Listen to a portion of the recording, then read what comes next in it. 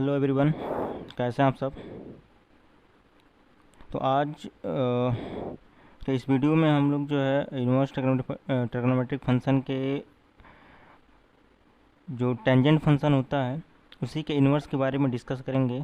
ठीक है, तो हेडिंग क्या है, इनवर्स ऑफ टेंजेंट फंक्शन। ठीक है, तो इनवर्स ऑफ टेंजेंट फंक्शन क्या होता है इसी को हम यहाँ पे समझेंगे। तो इसके लिए हम क्या करते हैं, एक फंक्शन को कंसीडर करते हैं। क्या कंसीडर ए फंक्शन, एक फंक्शन कंसीडर करते हैं यहाँ पे। कंसीडर ए फंक्शन जो कि किस तरह से डिफाइन किया गया है, कुछ इस तरह से डिफाइन किया गया है। कैसे, F such that real number minus. अब देखिए ये जो टेंजेंट फंक्शन होता है, ये टेंजेंट फंक्शन जो है पाई बाई टू के आड मल्टीपल के लिए अनडिफाइन होता है। ठीक है, मतलब पाई बाई टू का जो आड मल्टीपल है, जैसे कि पाई बाई टू हो गया, 3 पाई बाई टू हो गया, ठीक है, -3 पाई बाई टू हो गया, 5 पाई बाई टू हो गया। तो इन सभी के लिए ये जो टेंजेंट फंक्शन होता है अनडिफाइन होता है। तो जिस वैल्यू पे टेंजेंट फंक्शन अनडिफाइन हो रहा है उसको क्या किया जाएगा, उसके डोमेन से उसको सब्ट्रैक्ट कर देंगे। तो देखिए ये बोला गया कि ये जो फंक्शन होता है पाई बाई टू के आड मल्टीपल के लिए अनडिफाइन होता है, तो उसको क्या कर देंगे, यहाँ पे हम सब्ट्रैक्ट कर देंगे। तो देखिए 2n+1 pi by two such that n is the member of integer. ठीक है, तो ये क्या हो गया, इसका डोमेन हो गया, और इसका जो रेंज होता है r होता है। मीन्स r मीन्स क्या है यहाँ पे, रियल नंबर।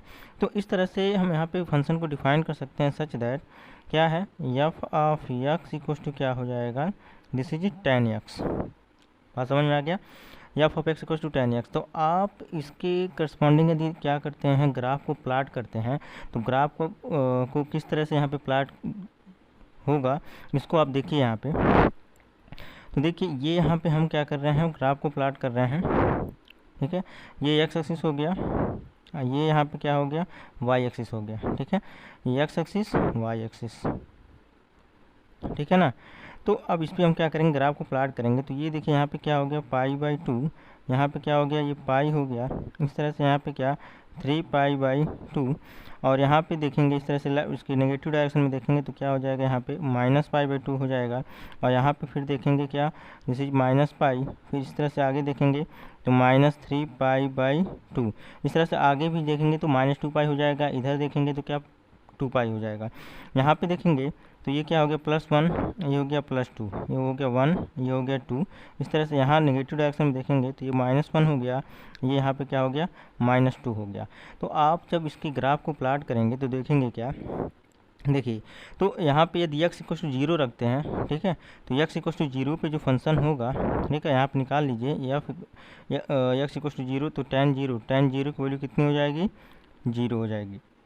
ठीक है, अब ये आप क्या करते हैं, एफ इक्वल टू क्या करते हैं, यदि यहाँ पे पाई/6 रखते हैं तो tan पाई/6 की वैल्यू अगर की बात करें, tan पाई/6 का मतलब क्या हो गया, tan 30 डिग्री, और tan 30 डिग्री की जो वैल्यू होती है वह 1/√3 होता है। ठीक है, इसका मतलब ये हो गया कि इसकी जो वैल्यू होगी वह कुछ क्या होगी, 0 से बड़ी होगी। मीन्स यहाँ पे देखिए, यहाँ पे क्या होगा, tan पाई/3 कुछ होगा, यहाँ से मतलब इसकी वैल्यू कुछ यहाँ पे आके मिलेगी। ठीक है, इस तरह से आगे जब देखेंगे तो एफ इक्वल टू आप जब निकालेंगे पाई/4 निकालेंगे, ठीक है, तो tan पाई/4 की जो वैल्यू होगी वो कितनी होती है, दिस इज 1। ठीक है, तो tan पाई/4 की वैल्यू कितनी होगी, 1। तो यहाँ पे इसके यहाँ पे कहीं tan पाई/4 होगा, यहाँ पे इसके लिए करस्पॉन्डिंग जो हमें वैल्यू मिल रहा है वो कितना मिल रहा है, 1 मिल रहा है। ठीक है, तो यहाँ पॉइंट हो जाएगा। इस तरह से जब आप tan 60 निकालेंगे, tan पाई/3 की वैल्यू निकालेंगे, ठीक है, तो tan पाई/3 का मतलब क्या हो गया, tan 60 डिग्री, और tan 60 डिग्री की वैल्यू कितनी होती है, √3 होती है। √3 का मतलब क्या हो गया, 1.732। ठीक है, तो लगभग जो है यहाँ आपको मिलेगा। ठीक है, तो इस तरह से अब देखेंगे क्या, tan पाई/2 पे जैसे ही पहुँचेंगे, tan पाई/2 की वैल्यू क्या होती है, इनफाइनाइट हो जाती है। मीन्स फंक्शन क्या होगा, अनडिफाइन हो जाएगा। तो इसके करस्पॉन्डिंग आपको जो ग्राफ मिलेगा कुछ इस तरह से देखिए मिलेगा। ये देखिए यहाँ पे ये जो है पाई/2 पे क्या है, फंक्शन अनडिफाइन है। ठीक है, तो ग्राफ कुछ इस तरह से आपको दिखाई देगा। ठीक है, इस तरह से आपका यहाँ पे इसका ग्राफ दिखाई देगा। अब इसी के हम नेगेटिव डायरेक्शन में जब देखेंगे तो सेम इसी प्रोसेस के थ्रू आप जाएंगे, तो क्या इस तरह से -π/6 की वैल्यू निकालेंगे, -π/4 की वैल्यू निकालेंगे, -π/3 की वैल्यू निकालेंगे, तो क्या देखेंगे सेम कुछ इसी तरह से क्या होगा, इसका भी ग्राफ यहाँ पे आपको दिखाई देगा। तो इसका ग्राफ आपको इस तरह से यहाँ पे मिल जाएगा, ठीक है। इस तरह से इसका ग्राफ यहाँ पे, ठीक है, ये क्या हुआ, इसका ग्राफ हो गया, ठीक है। तो ये यहाँ पे इंटरवल किसकी करस्पॉन्डिंग था, यहाँ पे इंटरवल जो हम लोगों ने कंसीडर किया था ये -π/2 से π/2 के बीच में। इस तरह से जब यहाँ से आप जो है इसके करस्पॉन्डिंग निकालेंगे, ठीक है, तो फिर आप देखेंगे क्या, इस तरह से इसका भी ग्राफ यहाँ पे आपको दिखाई दे देगा, ठीक है। अब देखिए, अब हम इसके करस्पॉन्डिंग जब ग्राफ निकालेंगे यहाँ पे, तो देखिए पाई यहाँ पे tan पाई की जो वैल्यू होगी, अगर tan पाई की वैल्यू अगर निकालेंगे तो tan पाई की जो वैल्यू होती है क्या होती है, 0 होती है, ठीक है। तो tan पाई पे अगर वैल्यू निकालेंगे तो सेम इसी तरह से इसका भी ग्राफ बनेगा, इस तरह से इसका ग्राफ बनेगा यहाँ पे, ठीक है, और ये इसका इस तरह से ग्राफ बनेगा, ठीक है। इस तरह से आप यहाँ पे निकाल सकते हैं ग्राफ को। यदि यहाँ पे अगर इसके नेगेटिव डायरेक्शन में अगर प्लाट करेंगे तो नेगेटिव डायरेक्शन में कुछ इस तरह से इसका ग्राफ प्लाट हो जाएगा, ठीक है। नेगेटिव डायरेक्शन में जब ग्राफ प्लाट करेंगे तो कुछ इस तरह से इसका ग्राफ प्लाट होगा। देखिए ये ऐसे जाएगा यहाँ पे, फिर यहाँ से जा कर के कुछ इस तरह से चला जाएगा, ठीक है। इस तरह से इसका फंक्शन का ग्राफ बनेगा, ठीक है। तो क्या देख पा रहे हैं, इसका जो ग्राफ आप देखेंगे, इसका ग्राफ कुछ इस तरह से आपको दिखाई देगा। तो आप लोग क्या देख पा रहे हैं कि ये जो फंक्शन यहाँ पे है ये π/2 पे क्या हो जा रहा है, tan π/2 पे क्या होता है, इन्फिनिटी हो जाता है, इसलिए यहाँ पे क्या अनडिफाइन हो जा रहा है, ठीक है। तो ये ग्राफ जो है tan π/2 को कभी भी अटेन करेगा नहीं, ठीक है। तो इस तरह से यहाँ पे देखिए ये जो ग्राफ यहाँ पे दिखाया गया है, this is y equal to क्या हो गया, tan x का हो गया, means f(x) equal to tan x का ग्राफ यहाँ पे आपको देखने को मिल रहा है, ठीक है। तो अभी ये जो फंक्शन यहाँ पे डिफाइन किया गया है, ठीक है, f(x) equal to tan x के करस्पॉन्डिंग हमने क्या किया, इसका ग्राफ बनाया। तो ये जो ग्राफ यहाँ पे आपको दिखाई दे रहा है, ये जो ग्राफ है एक, ये जो है मेनी वन आंटो फंक्शन को शो कर रहा है, ठीक है। मेनी वन आंटो फंक्शन यहाँ पे क्यों, क्योंकि आंटो तो यहाँ पे आपको जाहिर सी बात है दिखाई देगा, क्योंकि यहाँ पे यह देखिए एक्स एक्सिस पे जितनी भी वैल्यूज हैं वो डोमेन को रिप्रेजेंट करेगा, और वाई एक्सिस पे जितनी भी वैल्यूज दिखाई दे रही हैं इस फंक्शन के लिए सब क्या होंगी, रेंज होंगी।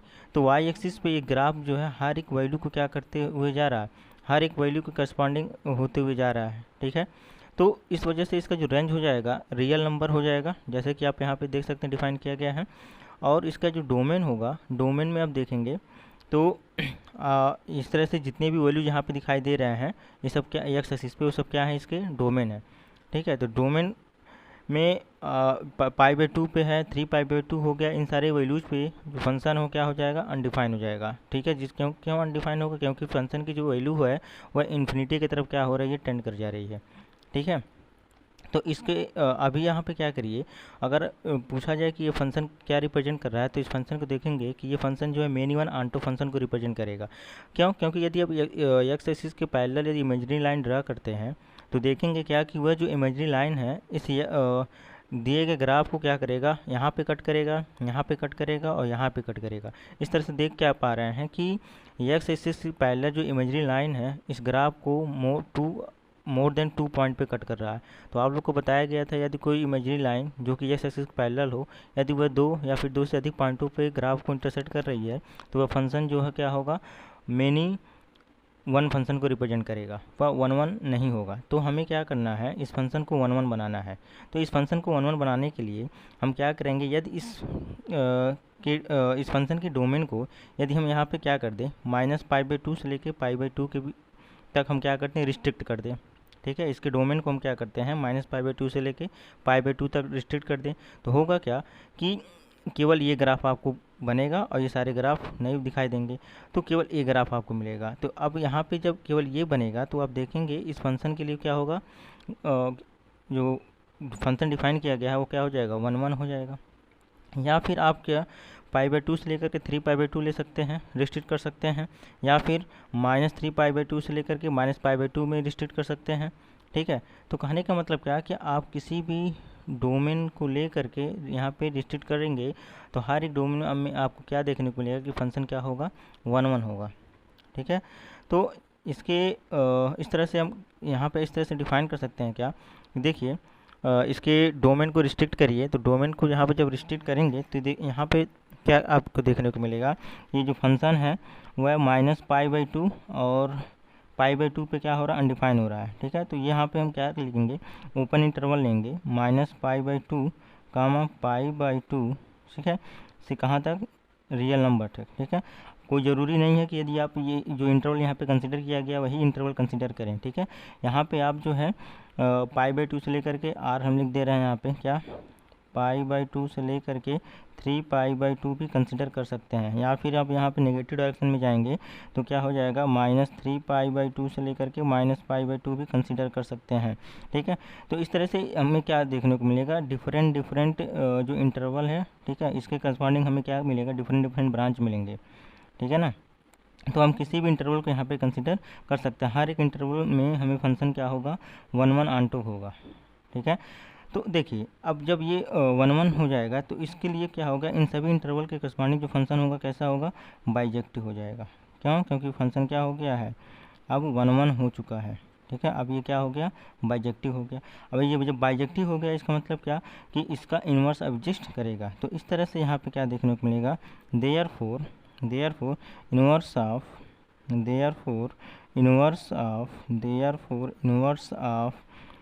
tangent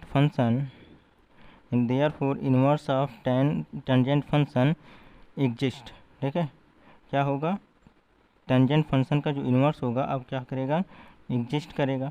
ठीक है, अब जब एग्जिस्ट करेगा तो आप लोग क्या देखेंगे, देखिए अब इसके थोड़ा सा हम इसके वैल्यू को और थोड़ा सा समझते हैं तो आपको और थोड़ा यहाँ पे क्लियर हो जाएगी चीज़ें। ठीक है, अब देखिए यहाँ पे इसके फंक्शन को समझिए कैसे यहाँ पे डिफाइन करे होगा। तो देखिए इसका जो tan इन्वर्स है, ठीक है, tan इन्वर्स इसका एग्जिस्ट करेगा। ठीक है, तो जो tan फंक्शन का डोमेन हुआ करता था वो रेंज हो जाएगा, और जो रेंज हुआ करता था वो क्या हो जाएगा, डोमेन हो जाएगा।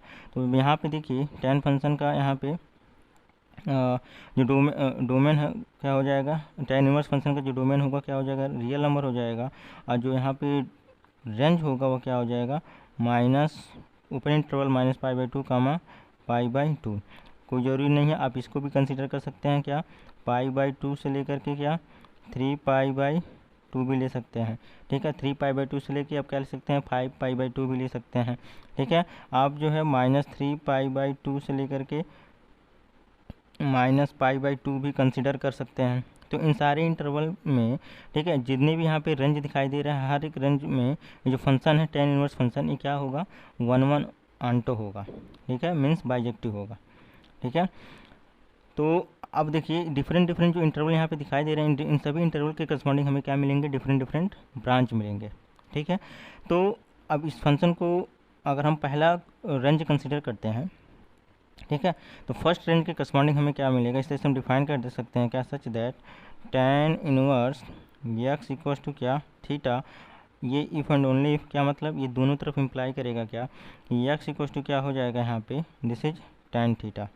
ठीक है, अब देखिए इसको हम थोड़ा सा और एक्सटेंड करें तो क्या देखने को मिलेगा, इस तरह से हम यहाँ पे फार्मूला बना सकते हैं, यहाँ पे क्या, tan inverse x equals to क्या है, tan थीटा। इस x की जगह यहाँ पे tan थीटा पुट कर दीजिए, क्या देखने को मिलेगा, tan थीटा इक्वल्स टू क्या हो जाएगा, थीटा। ये जो थीटा होगा फॉर ऑल थीटा, ये सभी थीटे किस में बिलोंग करेंगे, जो इसका रेंज है इसमें बिलोंग करेगा। रेंज क्या है इसका, -π/2 से लेकर के कहाँ तक, π/2 तक।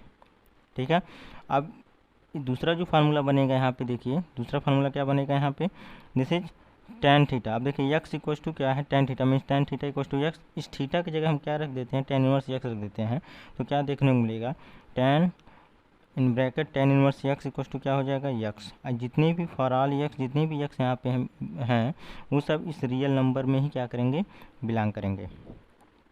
ठीक है, तो इस तरह से हम क्या देख पा रहे हैं कि इसका इन्वर्स भी यहाँ पे क्या हुआ, एग्जिस्ट करने लगा।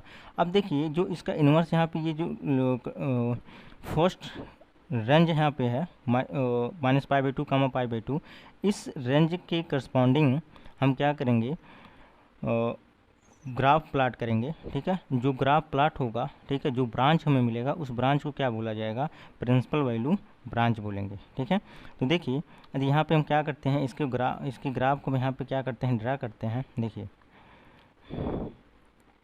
यदि यहाँ पे हम इसके ग्राफ को यहाँ पे ड्रा करेंगे तो आप लोग क्या देखेंगे, देखिए ये जो है यहाँ पे इसके ग्राफ को हम यहाँ पे ड्रा करने जा रहे हैं, ठीक है।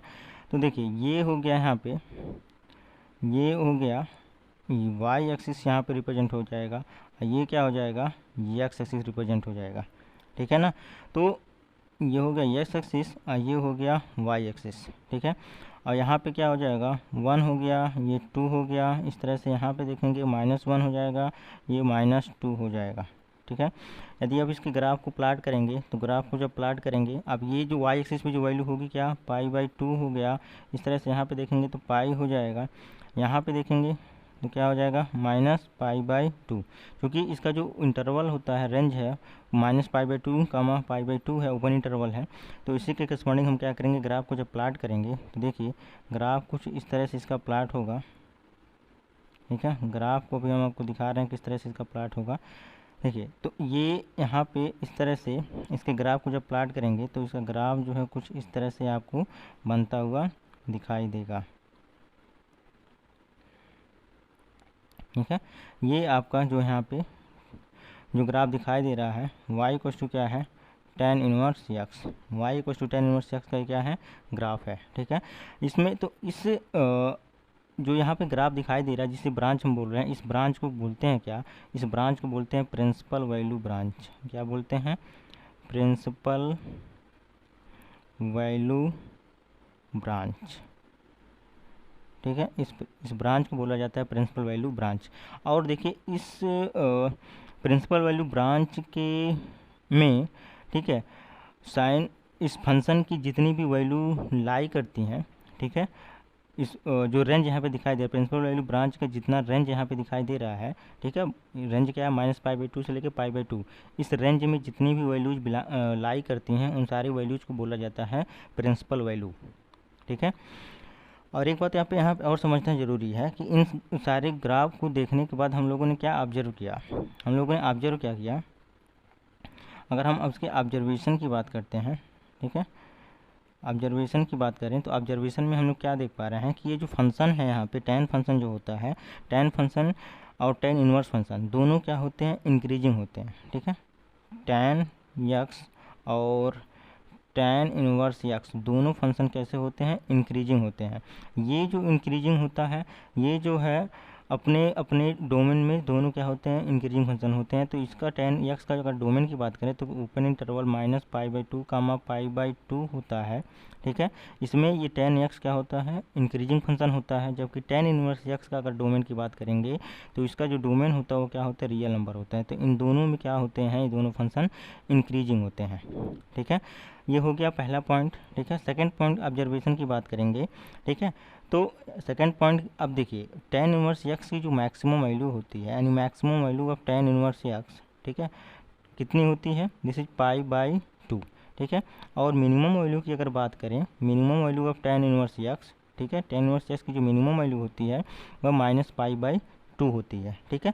लेकिन बात यहाँ पे ये है, ठीक है, ये जो tan फंक्शन होता है, tan इनवर्स होता है, ये जो है कभी भी अपने इन सारी वैल्यू को, मतलब π/2 और -π/2 को कभी भी अटेन नहीं करता, मतलब इट डज नॉट अटेन, ठीक है, क्या, it does not attain these values, इन सारे वैल्यूज को ये क्या करता है, कभी भी अटेन नहीं करता है, ठीक है। बात समझ में आ गई आप सबको। अब क्या करते हैं, इसके बेस जो है कुछ क्वेश्चन को सॉल्व करेंगे और उसके देखेंगे कैसे इसके प्रिंसिपल वैल्यू को यहाँ पे फाइंड आउट किया जाता है। तो क्वेश्चन नंबर अगर हम फर्स्ट कंसीडर करते हैं यहाँ पे, क्वेश्चन नंबर क्या कह रहा है, क्वेश्चन नंबर क्या कह रहा है, फाइंड द प्रिंसिपल वैल्यू, ठीक है। हमें क्या करना है, प्रिंसिपल वैल्यू फाइंड आउट करना है, ठीक है। प्रिंसिपल वैल्यू फाइंड आउट करना है किसका, प्रिंसिपल वैल्यू किसका हमें फाइंड आउट करना है, tan इनवर्स √3, ठीक है। tan इनवर्स √3 का हमें क्या करना है, प्रिंसिपल वैल्यू फाइंड आउट करना है। तो इसके प्रिंसिपल वैल्यू को हम लोग कैसे फाइंड आउट करेंगे, इसी को यहाँ पे हम लोग समझते हैं। देखिए फार्मूला अभी हम बताएं, यहाँ पे क्या फार्मूला आपको देख पाएंगे, फार्मूला यहाँ पे बताया गया है क्या, कि tan inverse tan theta equal to क्या होता है, थीटा होता है, ठीक है। तो अब देखिए हमें ये ढूंढना होगा कि √3 जो है, ठीक है, tan के किस एंगल की वैल्यू होती है। ठीक है, √3 tan के किस एंगल की वैल्यू होती है। तो आप देखेंगे कि √3 जो है tan जो 60 की जो वैल्यू होती है वो कितनी होती है, √3 होती है। ठीक है, तो अगर tan 60 की वैल्यू कितनी हो गई, √3 हो गई, तो आपको क्या करना पड़ेगा, 60 को आपको रेडियन में कन्वर्ट करना पड़ेगा। तो रेडियन में जब आप कन्वर्ट करेंगे, ठीक है, तो 60 इंटू पाई बाई 80 कर दीजिए। ठीक है, क्या करिए, 60 इंटू पाई बाई 80। ठीक है, आप क्या करेंगे, जब इसको 60 डिग्री को रेडियन में कन्वर्ट करेंगे, तो रेडियन में कैसे कन्वर्ट किया जाता है आप लोग को पता ही होगा। तो आएगा कितना, पाई/3। कितना आ जाएगा, पाई/3 आ जाएगा। अब देखिए, अब ये जो फार्मूला बताया गया था tan inverse tan theta equal to theta, इसी के करस्पॉन्डिंग, ठीक है, ये जो फार्मूला यहाँ पे है इसी के करस्पॉन्डिंग आप इसको देखेंगे क्या, tan इनवर्स tan, अब यहाँ पे थीटा की जगह क्या है, यहाँ पे पाई/3 है, तो वैल्यू क्या मिल जाएगा यहाँ पे, पाई/3। ये जो पाई/3 है आप देखेंगे क्या कि जो यहाँ पे इसका रेंज है क्या, -पाई/2 ओपन इंटरवल में क्या है, पाई/2, इसी के बीच में क्या होगा, बिलोंग करेगा। मीन्स tan इनवर्स √3 की जो प्रिंसिपल वैल्यू होगी वह कितनी होगी, यहाँ पे क्या मिलेगा आपको, पाई/3 देखने को मिलेगा। ठीक है, अगर हम इस क्वेश्चन नंबर सेकंड की बात करते हैं, इसी का अगर हम थोड़ा सा पूछ लें, find the principal value of, किसका हमें प्रिंसिपल वैल्यू फाइंड आउट करना है, tan इनवर्स -√3 का। ठीक है, हमें -√3 का क्या करना है, प्रिंसिपल वैल्यू फाइंड आउट करना है। तो इसको हम इसके प्रिंसिपल वैल्यू को कैसे फाइंड आउट करेंगे, इसको समझिए यहाँ पे। ठीक है, तो इसके प्रिंसिपल वैल्यू को फाइंड आउट करने का क्या जो तरीका है, यहाँ पे देखिए, आप लोग जो है क्लास 11th में पढ़े होंगे, tan minus theta equal to होता है क्या, tan minus theta equal to होता है -tan थीटा। ठीक है, tan minus theta equal to क्या होता है, -tan थीटा। तो आप क्या करिए, देखिए ये यहाँ पे इस तरह से हो गया क्या, अब फिर आपको देखना पड़ेगा कि tan मीन्स -√3, ठीक है, -√3 किसकी वैल्यू होती है, tan के किस एंगल की वैल्यू होती है। तो पहले नंबर आप लिख लीजिए tan, जिस तरह यहाँ पे बताया गया, ठीक है, tan पाई/3 की जो वैल्यू होती है कितनी होती है, √3 होती है। ठीक है, अब यहाँ पे देखिए, इसको हम इस तरह से लिख सकते हैं, यहाँ पे क्या, tan माइनस, ठीक है, इसको लिख सकते हैं tan इन ब्रैकेट क्या लिख सकते हैं, -पाई/3। ऐसा क्यों लिख सकते हैं, क्योंकि आप लोग को यहाँ पे बताया गया होगा, क्लास 11th में पढ़े होंगे, tan माइनस थीटा इक्वल जो होता है -tan थीटा होता है। ठीक है, क्या होता है, tan माइनस थीटा इक्वल क्या होता है, -tan थीटा। तो इसी के करस्पॉन्डिंग आप देखेंगे, इसकी जो वैल्यू हो जाएगी क्या, -पाई/3 हो जाएगी। ये जो -पाई/3 है, यह जो है किस में बिलोंग करेगा, इसी ओपन इंटरवल, इसमें ओपन इंटरवल -पाई/2, ठीक है, ओपन इंटरवल, अब देखेंगे क्या, ओपन इंटरवल -पाई/2 एंड पाई/2, ठीक है, इसी के बीच में बिलोंग करेगा। मीन्स इसकी जो प्रिंसिपल वैल्यू होगी क्या होगी, -पाई/3 होगी। क्लियर। तो इस तरह से क्या किया जाता है, tan इनवर्स फंक्शन की प्रिंसिपल वैल्यू को फाइंड आउट किया जाता है। साथ ही साथ जो है और भी क्वेश्चंस को हम लोग सॉल्व करेंगे इसके एक्सरसाइज में। ठीक है, तो आई होप आप लोग को ये बात समझ में आई होगी। तो क्वेश्चन नंबर 3 यहाँ पे आप देखिए, क्वेश्चन नंबर 3 में क्या रहा है, क्या, find the principal value of tan inverse 2 cos 2 पाई/3। ठीक है, इसमें सेकंड पार्ट क्या है, tan inverse 2 sin in bracket 4 cos inverse √3/2। और थर्ड यहाँ पे जो क्वेश्चन यहाँ पे है, tan इनवर्स 5 पाई/6 प्लस cos इनवर्स cos 13 पाई/6। इन सब का हमें क्या करना है, प्रिंसिपल वैल्यू फाइंड आउट करना है। तो इन सभी के प्रिंसिपल वैल्यू को कैसे फाइंड आउट करेंगे, बारी बारी से यहाँ पे देखते हैं। तो पहला क्वेश्चन यहाँ पे कंसिडर करते हैं tan इनवर्स 2 cos 2 पाई/3। इसके प्रिंसिपल वैल्यू को यहाँ पे हम लोग पहले फाइंड आउट करेंगे। ठीक है, तो इसके प्रिंसिपल वैल्यू को कैसे फाइंड आउट किया जाएगा, इसी को यहाँ पे हम लोग देखेंगे। तो आपको लोग को पता है कि cos 2 पाई/3 है। ठीक है, तो cos 2 पाई/3 की जो वैल्यू होती है आप लोग को पता होगा कि √3/2 होता है। कितना होता है, सॉरी, cos 2 पाई/3 की जो वैल्यू होती है आप देखेंगे तो इसकी जो वैल्यू होगी -1/2 होगी। ठीक है, तो tan इनवर्स, ठीक है, 2 cos 2 पाई/3 यही है। तो क्या हो जाएगा, tan इनवर्स, ठीक है, इसके बारे में देखिए 2, अब cos 2 पाई/3 की जो वैल्यू होती है कितनी होती है, -1/2। ठीक है, तो ये क्या हो जाएगा, tan इनवर्स, यहाँ पे क्या होगा, tan इनवर्स 2 कैंसिल हो जाएगा, बचेगा क्या, -1। ठीक है, यहाँ से अब देखेंगे कि अब आप सोचिए 1 जो है किस एंगल की वैल्यू होती है। ठीक है, 1 यहाँ पे देखना होगा, 1 जो है किस एंगल की वैल्यू होती है। तो आप देखिए tan π/4 की जो वैल्यू होती है वो कितनी होती है, 1 होती है। तो अब यहाँ से देखिए क्या हो जाएगा, -tan π/4। ठीक है, अब आप लोग को बताया गया है कि tan minus theta equal to क्या होता है, यहाँ पे बताया गया होगा क्या, tan minus theta equal to होता है क्या, -tan थीटा। ठीक है, tan minus theta equal to क्या होता है, -tan थीटा होता है। तो इसी का जब यूज करेंगे यहाँ पे तो क्या देखने को मिलेगा, tan इनवर्स। ठीक है, इसको हम लिख सकते हैं क्या, tan, अब ये हो जाएगा क्या, -π/4। ठीक है, अब ये देखिए फार्मूला बन रहा है क्या, tan इनवर्स tan थीटा। तो फाइनली क्या मिलेगा, -π/4, जो कि ओपन इंटरवल -π/2 कामा π/2 में ही क्या करेगा, बिलोंग करेगा। तो -π/4 इसका क्या हो जाएगा, tan इनवर्स 2 cos 2π/3 का प्रिंसिपल वैल्यू हो जाएगा। समझ में आया क्वेश्चन का आंसर कैसे सॉल्व किया गया, कैसे इस क्वेश्चन को सॉल्व किया गया, समझ में आया। इस तरह से आप सेकंड क्वेश्चन को देखिए, सेकंड क्वेश्चन क्या कह रहा है, tan inverse 2 sin 4 cos inverse √3/2। ठीक है, इसको देखिए। ठीक है, इसके सोल्यूशन को जब समझेंगे, ठीक है, इसके सोल्यूशन को समझेंगे तो क्या होगा यहाँ पे, tan इनवर्स, ठीक है, बारी बारी से स्टेप बाय स्टेप के सॉल्व करिए। तो सबसे पहले आपको जो सबसे अंदर है उसको सॉल्व करना होता है। ठीक है, तो 2 टाइम्स ऑफ साइन, अब देखिए कास इनवर्स। ठीक है, अब आप पहले ये सोचिए कि कास के लिए, कास के किस एंगल की वैल्यू √3/2 होती है। तो कास 30 की जो वैल्यू होती है वो कितनी होती है, √3/2 होती है। तो कास इनवर्स, अब यहाँ पे लिख सकते हैं क्या, कास 30 को आप रेडियन में कन्वर्ट करेंगे तो कितना आ जाएगा, π/6। ठीक है, तो ये कुछ वैल्यू मिलेगा यहाँ पे। तो इसको जब सॉल्व करेंगे आप यहाँ पे तो देखने को क्या मिलेगा, tan inverse 2 times of sine, अभी देखिए 4, अब यहाँ पे देखिए कास इनवर्स कास π/6, तो फार्मूला बन गया, cos inverse cos theta equal to क्या होता है, थीटा मीन्स थीटा की जगह यहाँ पे क्या π/6 है।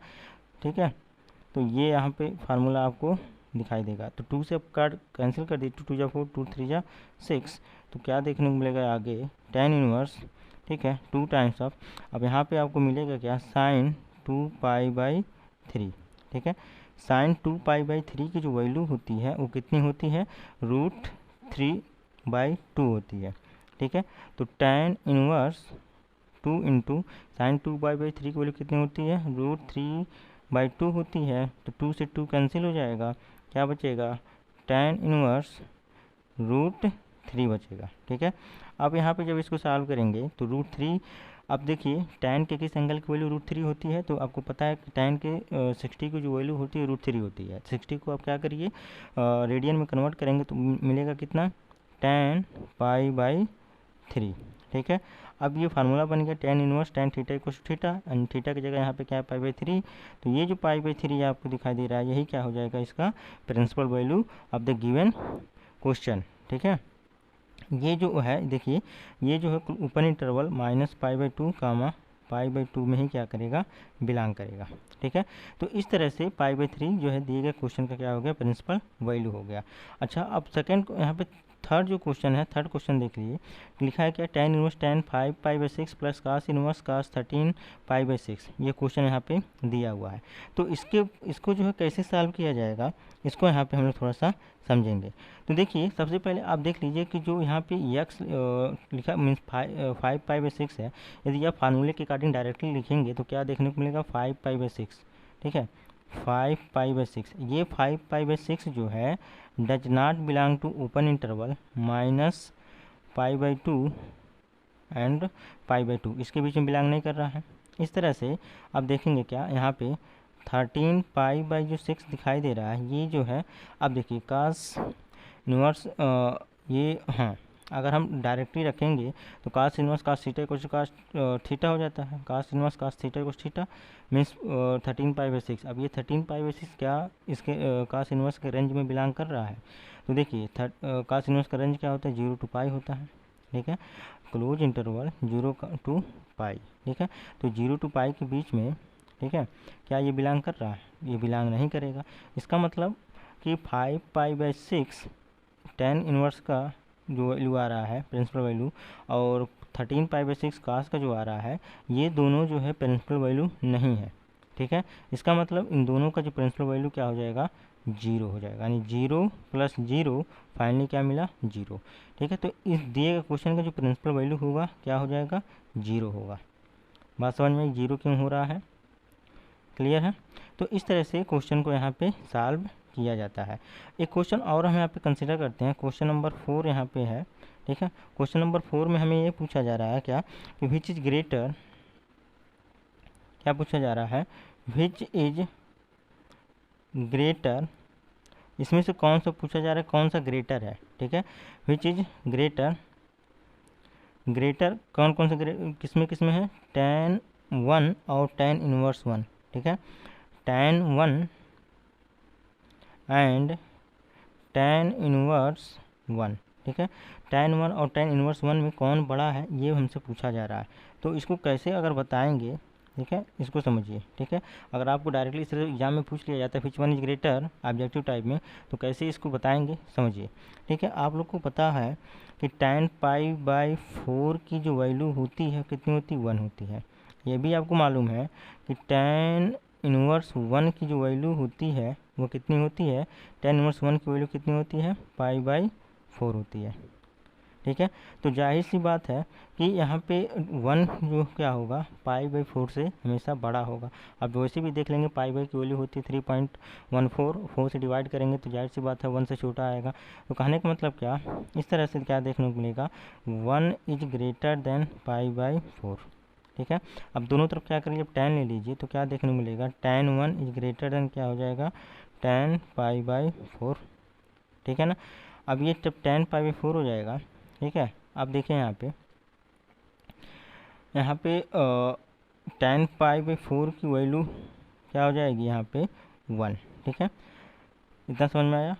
अब देखिए tan 1, ठीक है, जो कि क्या 1 से बड़ा है, और 1 जो है यहाँ पे बताया गया किससे बड़ा है? π/4 से बड़ा है। बात समझ में आई? अब देखिए tan 1 से बड़ा है, 1 π/4 से बड़ा है, तो जाहिर सी बात है कि जो tan 1 होगा, जाहिर सी बात आपको यहाँ पे दिखाई दे रहा होगा कि जो tan 1 होगा, ठीक है, ये जो tan 1 है ये किससे ग्रेटर होगा? π/4 से। ठीक है, अब जब ये π/4 से ग्रेटर हो जाएगा यहाँ पे, तो देखिए यहाँ पे हम लिखते हैं इसको, इसकी वैल्यू को यहाँ पे लिखते हैं। देखिए तो होगा क्या?